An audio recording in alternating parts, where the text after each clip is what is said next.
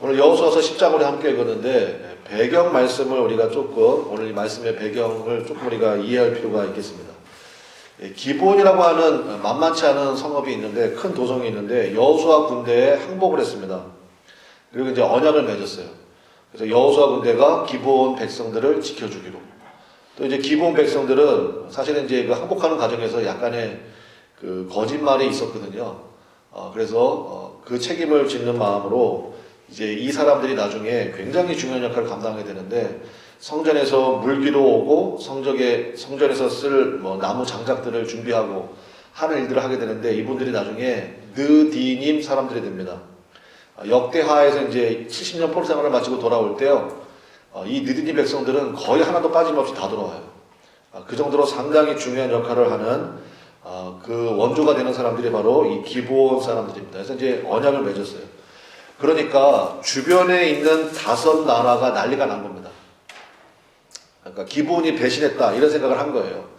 그래서 주변에 있는 5나라가 연합해서 이제 기브온을 쳐들어오게 된 게 오늘 말씀의 배경이라고요. 그러니까 이해가 되시겠죠? 그래서 이제 전쟁을 하게 되는 겁니다. 이제 기브온 사람들이 급히 여호수아 군대에게 전가를 보냈죠. 5개 나라가 연합해서 이제 기브온을 쳐들어옵니다. 우리 언약하지 않았습니까? 와서 그 언약을 지켜주십시오. 우리를 보호해주십시오. 그래서 이제 여호수아가 전쟁을 하는 그러한 장면인데 이 말씀 통해서 우리가 먼저 살펴볼 것은 뭐냐?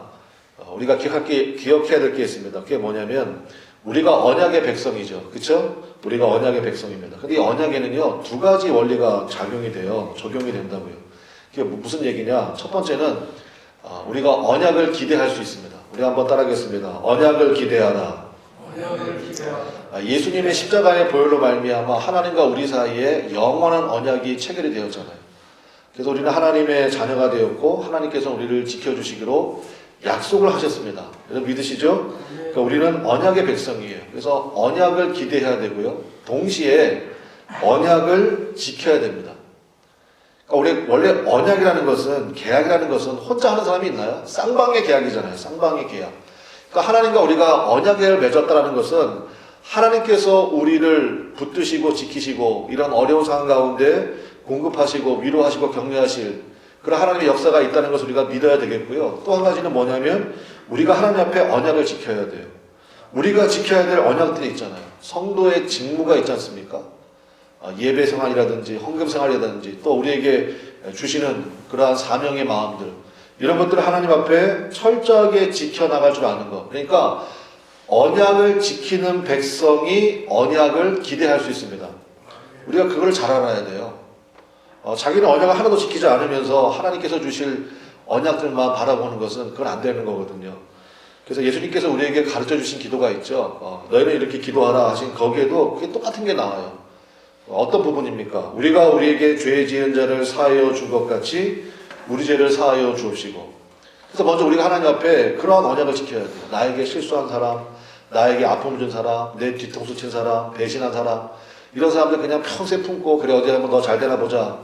그러면요 우리가 하나님 앞에 실수하는 거 잘못하는 것도 주님이 용서 안 해주세요. 우리가 우리에게 죄 지은 자를 사하여 준 것처럼. 그러니까 이거 먼저 해야 돼요. 여러분 사방팔방으로 막힌 관계가 없으시기를 주님의 이름으로 간절히 축원합니다. 그래야 하나님께서 여러분에게 주시기로 약속하신 그 놀라운 은혜와 축복도 막힘이 없이 내려온다고. 이게 바로 언약의 의미인 것입니다. 그래서 이 기브온과 이스라엘 군대가 언약을 맺었기 때문에 우리 도와주세요. 그래서 여호수아 군대가 이제 5나라와 연합하기 위해서 전쟁을 벌이게 되었다는 것입니다. 이 말씀을 통해서 우리가 2가지 살펴보겠는데 첫 번째는 기도의 크기를 키우라는 것입니다. 기도의 크기를 키우라는 거예요. 우리 12절 말씀 한번 보겠습니다. 우리 10장 12절 말씀 아주 유명한 말씀이죠. 12절 말씀 제가 한번 읽어드릴게요. 여호와께서 아모리 사람을 이스라엘 자손에게 넘겨주시던 날에, 그러니까 아모리 사람이라고 부르는 것은 그 5개 연합국을 통칭해서 부를 때, 그러니까 지금 이 5개 연합국이 남부 지역에 있는 족속들이거든요. 예를 들어가지고 우리도 남쪽에 군산이 있고 목포가 있고 광주가 있고 전주가 있고 통칭해서 거기가 무슨 도예요? 전라도라고 부르잖아요. 전라도. 저는 전라도 사랑합니다.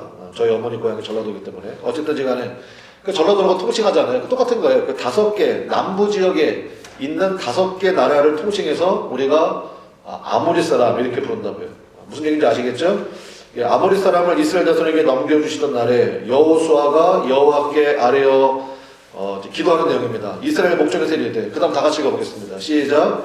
태양아 너는 기본 위에 머무르라.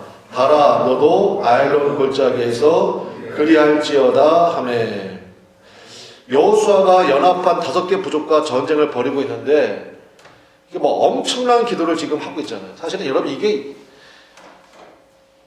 진짜 이걸 가지고 이제 우리가 시비 거는 분들이 있는데 사실 시비 걸 건 없어요. 그 당시에 세계관 속에서는 태양아 멈춰라. 태양은 원래 멈춰 있잖아요. 태양은 가만히 있고 이제 지구가 태양 주위를 돌고 또 하루에 한 바퀴씩 돌고 그러면 이제 그 당시에 전쟁이라는 것은 그냥 해 떨어지면 전쟁 끝나는 거예요. 그리고 내일 아침에 해 떠야 다시 전쟁 시작하는 거거든요.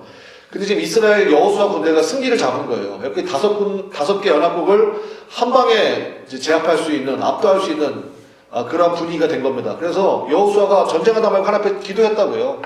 근데 이걸 가지고 그냥 그러면 지구가 자전을 멈춘 거냐? 아니 그렇게 생각할 필요가 뭐가 있습니까? 하나님이 하시려고만 하면 거기에다가 하나님이 그냥 빛을 비춰줄 수 있잖아요. 그렇잖아요. 하나님이 거기에다가 헤드라이트를 딱 켜주신 거죠, 그냥. 그냥 그렇게 이해하는 것이 편하다고 생각합니다. 왜냐면 지구가 자전을 멈추면 이거 또 복합적인 문제가 굉장히 많이 발생하거든요. 그러니까 우리의 상식으로만 자꾸 이해하려고 하지 말고 하나님께서 거기다 특별한 빛을 비춰주셨나 보다. 정말 그렇게 하셨다고요. 그래가지고 전쟁을 완전히 압도할 때까지 여호수아의 기도처럼 해가 지지 않고 달이 떠오르지 않는 그러한 일들이 벌어지게 되었다는 것입니다. 근데 이 말씀을 통해서 우리가 좀 생각해 볼 게 있는데 뭐냐면요. 이렇게 기도할 수 있다는 것 자체가 놀랍다고요. 대부분의 사람들은 기도를 어떻게 하느냐? 이렇게 합니다. 내가 할 수 있는 거예요. 내가 할 수 있는 건데 도움이 조금 필요해. 좀 뭐가 아쉬워. 좀 부족해. 그러니까 그런 것들을 기도한다고요. 그러면요, 그 기도는요, 완전히 주객이 전도된 거예요. 하나님은 뭐 내 비서입니까? 내가 할 수 있는데 조금 힘이 부족하고 또 재정적으로 조금 어렵고 그러니까 하나님 이거 좀 도와주세요. 그거는 기도가 참 하나님께서 응답하시기도 참 민망한 기도라고요. 여러분의 기도가 커지시기를 바랍니다. 기도하고도요, 자기가 놀랄 만한 기도를 한번 해보세요. 세상에 내가 이런 기도를 하다니. 그러니까 자기도 기도가 놀라는 거예요. 여호수아가요, 지금, 말 그대로 하면, 하나님 태양을 좀 멈춰주십시오. 좀 그 기도하는 거잖아요. 도대체 어떻게 이렇게 기도의 크기가 커졌느냐. 오늘 이 말씀을 통해서 우리가 좀 그걸 좀 살펴보기를 원합니다. 여호수아가요, 하루아침에 그런 기도를 드리게 된 것이 아니라는 것을 우리가 기억해야 됩니다. 여호수아는 처음에 출발이 여러분 잘 아시는 것처럼 모세의 수종자였습니다. 한마디로 말하면 모세의 비서였다고요. 그 당시에 모세의 비서는 뭐 한두 명이 있는 게 아닙니다. 많은 사람이 있는데 모세의 수종자로 시작했습니다. 그러니까 출애굽할 때도 옆에 있었죠. 출애굽할 때 하나님께서 이스라엘 백성들, 언약의 백성을 구원하기 위해서 애굽에 부으시는 놀라운 일들을 다 봤거든요. 또 홍해 바다를 마른 땅처럼 건드는 것도 봤고, 광야 40년 동안 하나님께서 이스라엘 백성들을 어떻게 먹이셨는지, 어떻게 지키셨는지를 다 본 사람이 여호수아예요. 그뿐만이 아닙니다. 또 하나님 앞에 원망하고 불평할 때마다 하나님께서 그것을 어떻게 다루셨는지, 하나님 앞에 원망하고 불평하면 죽는구나. 하나님께서 불뱀들을 보내시는구나. 가늠하다가 하루아침에 23,000명이 죽는 바알보골의 사건도 봤거든요. 그러니까 이런 모든 것들을 다 본 거예요. 실제로 여호수아 자신도요, 모세가 죽은 다음에 여호수아가 지도자가 되었잖아요. 지도자가 돼서도요, 우리 여호수아서에 나오는데 2번의 결정적인 실수가 있었어요. 첫 번째는 뭡니까? 아이성 전투. 아이성은 진짜 성이 되게 작았어요. 여리고성에 비하면. 그러니까 하나님께 물어보지도 않고 한 3,000명 보냈다가 한번 패배한 전쟁이, 유일하게 패배한 전쟁이 아이성 전쟁입니다. 그때 아마 크게 깨달았을 거예요. 또 하나가 뭐냐면 바로 앞에 나오는, 제가 앞서 말씀드린 기본 사람들이 사실은 바로 옆에 있었거든요. 바로 옆에 있는 아주 그냥 큰, 우리식으로 하면 진짜 먹을 것이 많은 게 기본 이 족속이었는데, 이 사람들이 거짓말을 했다고 했잖아요. 마치 멀리서 온 것처럼 그렇게 행색을 변경을 해가지고 왔는데, 그 여호수아서 9장 10절에 보면 하나님께 묻지 않았습니다. 그러니까 묻지 않은 죄가 있는 거예요. 하나님께 묻지 않은 죄. 하나님께 물어봤으면 야 그거 너희들이 차지할 땅이다. 하나님께 분명히 말씀해 주셨을 텐데 그냥 자기들의 판단을 믿고 진짜 멀리서 온 줄 알고 그렇게 이제 언약을 맺었거든요. 이제 이런 실수들을 했다고요. 그런 과정을 거치면서 마침내 여호수아의 기도가 이렇게 커진 거예요. 여러분 그 운동 해보신 분들은 아실 텐데 저도 좀 운동을 좀 해야 되거든요. 근데 운동을 하면 가자마자 뭐 그냥 바벨 막 30kg짜리 50kg짜리 이렇게 들 수 있습니까? 그렇게 되면 큰일 나죠. 가자마자 저 같은 사람도요. 그 여자분들이 쓰시는 그 분홍색의 그 예쁜 아령이 있잖아요. 한 1.5kg 되는 거. 물병만한 거. 그런 거 들고 해야 돼요. 왜냐? 자세 잡아야 되거든요. 자세 잡아야 되고 그 다음에 호흡 잡아야 되고 그렇게 하면서 이제 점차 뭐 5kg짜리 들고 10kg짜리 들고 이게 점점 늘려가는 거잖아요. 기도도 마찬가지예요. 기도의 크기가 커지려면요 두 가지가 있어야 돼요. 첫 번째는 우리 한번 따라하겠습니다. 정기적인 기도. 하루도 그러니까 빠지지 않고 날마다 최소한 20분 하나님 앞에 한도 빠짐없이 계속해서 엎드리는 기도의 재단이 있어야 된다는 것입니다. 그래서 정기적인 기도가 반드시 있어야 돼요. 내일부터 우리 새벽기도 한다고 했는데 그 기도에 나오십시오. 하나님 앞에 반드시 정기적으로 기도의 재단을 쌓아야 되고 두 번째는 정기적인 말씀의 묵상이 있어야 된다는 것입니다. 그래서 기도와 말씀 묵상이 같이 가야 돼요. 왜 보세요? 말씀 묵상이 없이 기도만 계속 하잖아요. 그러면 이제 기도가요 진짜 산으로 가고 바다로 가고 기도가 엉뚱한 데로 가버려요. 말씀을 통해서 내가 하는 기도가 수정받아야 되고 기도의 방향을 잡아야 돼요. 그래서 말씀이 같이 가야 돼요. 반대로 기도를 안 하고 말씀만 있잖아요. 그럼 되게 공허해요. 신앙생활이. 그렇게 공허할 수가 없어요. 무슨 뭐 헛바람 잡는 것 같아요. 그래서 기도와 말씀이 같이 가야 돼요. 그래야 기도가 점점 커진다고요. 그래서 여러분의 삶 가운데도 바로 그러한 은혜가 있으시기를 바랍니다. 그래서 기도가 커져야 돼요. 그래서 제가 간단히 좀 방법 하나 말씀드리면요. 전 이거 상당히 좋은 것 같은데 기도 노트를 만드십시오. 기도 노트를. 그래서 여러분의 기도를 좀 이렇게 적어보세요. 내가 오늘 무슨 기도를 했다. 그리고 하나님께서 어떤 말씀을 주셨다. 많이 쓰실 필요 없어요. 한 2줄, 3줄. 그러면서 내가 이 기도를 했는데 하나님이 이 기도에 대해서 어떻게 응답하셨는가. 정말 이상한 거는요. 자기가 기도하고 또 저한테도 부탁해요. 목사님 이러이러한 문제가 있어서 목사님 기도해 주세요. 그래서 제가 기도하거든요. 저는 적어놓고 기도하니까. 그래서 제가 어릴 때 물어볼 때가 있어요. 그거 어떻게 됐나 했더니 뭐요? 뭐 이런 분들이 있어요. 자기는 잊어버린 거야. 저한테 부탁하고 자기는 잊어버린 거예요. 그러니 뭐 하나님의 응답이 있을 리가 있겠습니까? 그러면 안 돼요. 그러니까 점검해야 돼요. 우리 한번 따라하겠습니다. 적자생존. 원래 그 뜻은 아니에요. 이 사자성어 그 뜻은 아니지만 근데 적용은 가능해. 적는 사람이 무서운 사람이에요. 적자생존. 적으면 살아납니다. 꼭 진짜예요. 꼭 기도노트 만드십시오. 오늘 예배 끝나고 당장 가셔가지고요. 제일 먼저 기도노트 하나 마련하세요. 마련하셔가지고 오늘부터 내가 무슨 기도했다 하나님 앞에 이걸 계속 하는 거예요. 그 기도.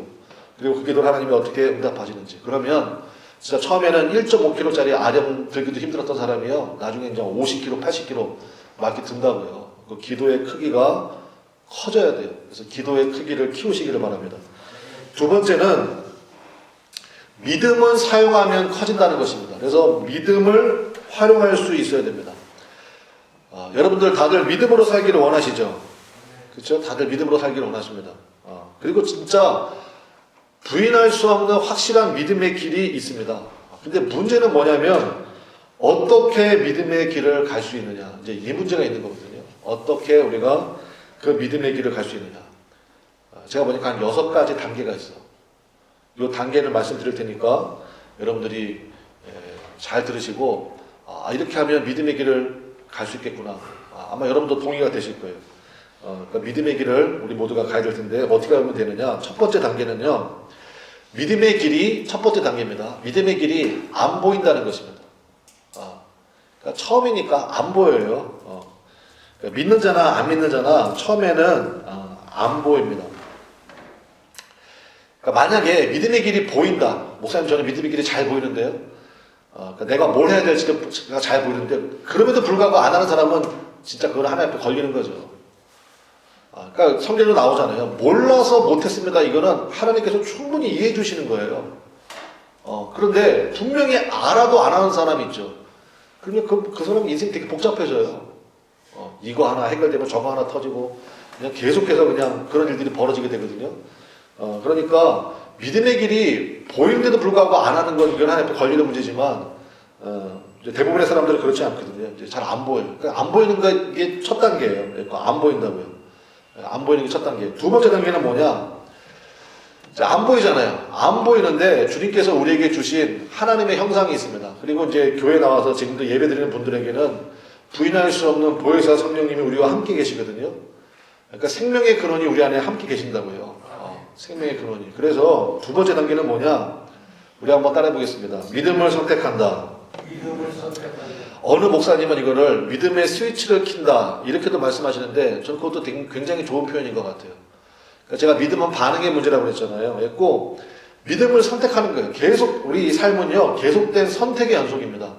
그래서 계속 믿음을 선택하는 거예요. 그러니까 믿음의 스위치를 계속 누르는 거예요.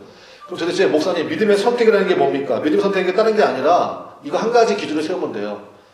어떻게 해야 하나님이 기뻐하시나? 내가 지금 뭘 해야 하나님이 기뻐하시나? 그거 하나만 딱 기준 삼으면 됩니다. 그러면 선택이 그렇게 어렵지 않을 거예요, 여러분. 내가 지금 뭘 해야 하나님이 기뻐하시지? 내가 지금 어떻게 하나님이 기뻐하시지? 그거 하나만 딱 생각하는 거예요. 그리고 계속 그 방향으로만 가는 거예요. 계속 그 방향으로.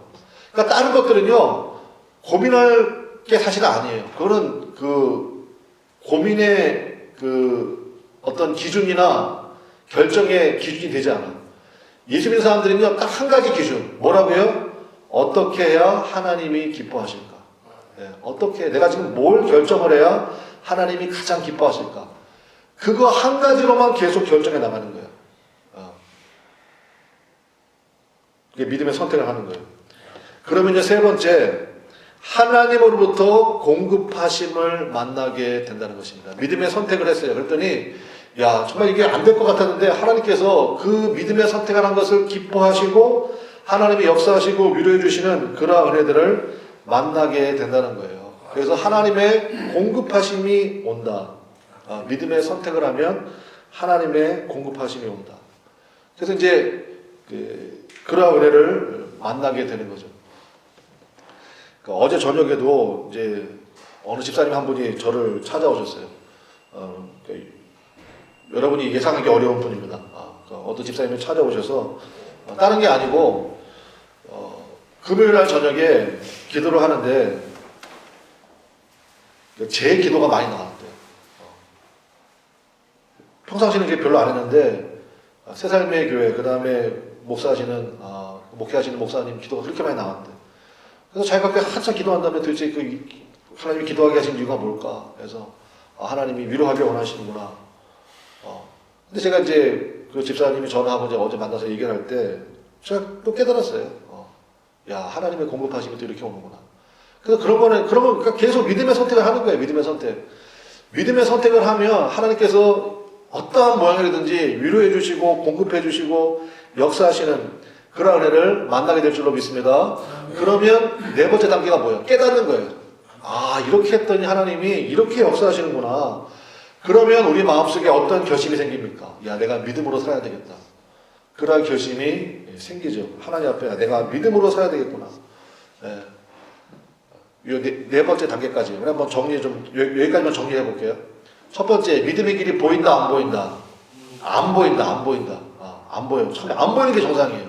안 보여. 그러니까 보이는 분들은 믿음의 길로 가시면 돼요. 안 보여. 안 보이니까 두 번째, 항상 믿음의 선택을 하는 거예요. 믿음의 선택할 때 기준이 있다고 그랬죠. 그 기준이 뭐라고요? 대답 안 하실까요? 어떻게 하면 하나님이 기뻐하실까? 한번 따라합시다. 어떻게 하면 하나님이 기뻐하실까? 그거만 딱 기준으로 생각하시는 거예요. 선택을 할 때. 내가 지금 뭘 해야 하나님이 기뻐하실까? 그러면 하나님의 놀라운 공급하심을 만나게 되고, 야, 내가 믿음의 선택을 했더니 하나님이 이렇게 역사하시는구나. 깨닫게 된다고요. 깨닫게 된다고. 믿음으로 살아야 되겠다는 결심이 쓰게 되죠. 그러면 그 찬송 중에 여러분 찬송 아시는 분들 한번 같이 부르면 좋겠는데 한번 같이 불러볼까요? 제가 오늘 새벽에도 이 찬송 많이 불렀는데 아시는 분들은 같이 불러봅시다. 믿으면 되겠네 주 예수만 믿어서 그네를 힘입고 오직 주께 나가며 영원 삶을 얻네. 십자가에 달려서 예수 고난 당했네. 나를 구원하시니 예수밖에 없네. 아멘. 오직 주께 나가면 영원 삶을 얻네. 영원한 삶만 없습니까? 하나님께서 채워주시고 공급해주시고 기가 막히게 역사하시는 그러한 은혜들을 보게 된다고요. 그래서 여러분 오직 주 예수만 믿으면 그러한 은혜를 만나게 될 줄로 믿습니다. 그래서 544장이에요. 울어도 못하는 그 찬송인데 그 4절 가사입니다. 그래서 믿음으로 선택을 하면 하나님께서 믿음의 역사를 일으켜 주시는구나. 그리고 다섯 번째는 뭐냐? 반복하는 거죠. 이제 깨달았잖아요. 그러니까 그걸 한 번으로 끝내면 안 돼요. 그러니까 공부 못하는 애들은요, 중간고사만 잘 봐. 그리고 이제 시험 잘 봤으니까, 그리고 공부를 안 해. 그럼 바보죠. 이렇게 했더니 성적이 이렇게 올랐구나. 그럼 내가 계속 그 방향으로 가야 되죠. 그러면 우등생 되는 거잖아요. 그러니까 오늘 설교 제목처럼 그렇게 해서 한번 감을 잡는 거예요. 한번 감을 잡는 게 그래서 중요합니다. 한번 딱 감을 잡으면요, 그리고 계속 그걸 반복하는 거예요. 그러니까 이제 앞서 말드린 것처럼 여호수아도요, 실패 많이 해봤다고요. 아이성 때도 실패해보고 기브온 때도 실패해보고 그러고 나서 이제 깨닫는 거잖아요. 그러니까 믿음의 감을 딱 잡았습니까? 그럼 계속 그다음부터 반복해야 돼요. 그러면 확실하게 여섯 번째 단계 믿음의 길이 보이기 시작한다는 것입니다. 그렇게 믿음의 감을 잡는 거예요. 반면에 믿음의 선택을 한동안 하지 않잖아요. 그러니까 믿음의 스위치를 오랫동안 켜지 않으면요, 진짜 나중에는 더 힘들어져요. 안 믿는 사람, 예수 안 믿는 사람하고 별반 차이도 없고요. 예수 안 믿는 사람이 걱정하는 거 자기도 걱정하고 앉았고, 예수 믿는 사람들이 두려워하는 거 자기도 두려워하고 앉았고, 그 꼴 난다고요. 여러분 그거 아시죠? 아무리 좋은 자동차도요, 한 번도 시동 걸지 않고 그대로 세워두면요, 아무것도 안 하면 그 차가 그냥 방전돼요. 나중에 시동 안 걸려. 원래 배터리라는 게 그런 거잖아요. 배터리는요, 쓰면 쓸수록 활성화되고요, 막 힘이 생겨요. 믿음의 원리도 마찬가지라는 것입니다. 말씀의 결론 맺겠습니다. 그 남자들 군대 가면 이제 사격하거든요. 사격할 때 처음에 5발, 사격수를 배운 다음에 처음에 5발을 쏴봅니다. 그 왜 쏴보냐? 각자마다 이게 자기가 이제 처음 총을 쏘니까 자기의 습관이나 뭐 이런 게 있잖아요. 그 처음 5발을 쏘면서 그 뭐 하는 거냐면요, 그 0점 사격이라고 그래요. 0점을 잡는 거예요. 0점을. 0점을 딱 잡고 또 교관이 딱 알려줍니다. 그래서 0점을 딱 잡아. 그 다음부터는 백발백중이에요. 신앙생활도 마찬가지예요. 0점을 잡는 게 필요해요. 그러니까 한 번 믿음의 감을 잡아야 된다고요. 그러니까 어느 때는요, 진짜 하루 종일 하나님 말씀 좀 읽어야 되고요. 또 그냥 지나치다 싶을 정도로 하나님 앞에 헌신하고 충성하고 기도를 해야 돼요. 그래서 우리의 마음이 한번 확 뜨거워져야 돼요. 불이 붙어야 된다고요. 그렇게 한번 믿음의 감을 잡아야 돼요. 그리고 나서 그걸 계속 반복하는 거예요. 그래야 그때부터 힘이 생기게 된다는 것입니다. 지금 많은 교회들이요, 지금 예배를 중단한 그런 상황 가운데 있잖아요. 거의 뭐 오래된 교회는 뭐 한 달 넘게 예배를 중단하고 있습니다. 사실 지금 이 시기가 이제 그 종려주일, 사순절 기간이거든요. 그래서 이제 대부분의 교회들이 저도 그랬지만 제가 이제 연초에 목회개혁 세울 때 사실 이제 20일 특별 새벽 기도에 그걸 스케줄 다 잡아놨다고요. 말씀도 오랫동안 준비해놓고. 근데 하나도 못했어요.